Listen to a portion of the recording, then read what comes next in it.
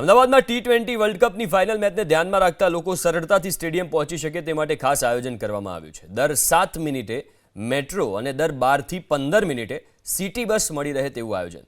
કોઈપણ મેટ્રો સ્ટેશનથી સ્ટેડિયમના gate number 1 થી 300 મીટર સુધી પહોંચી શકાશે।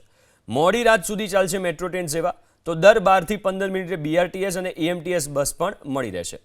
મેચ પૂર્ણ થયા પછી પણ ગંતવ્ય સ્થળે પહોંચવા માટે રાત્રે 2 વાગ્યા સુધી લોકલ ટ્રાન્સપોર્ટ એટલે કે જે એએમટીએસ છે, બીઆરટીએસ છે, મેટ્રો છે એ ઉપલબ્ધ રહેશે। દર 7 મિનિટે મેટ્રો અને દર 12 થી 15 મિનિટે સિટી બસ મળી રહે તેવું આયોજન।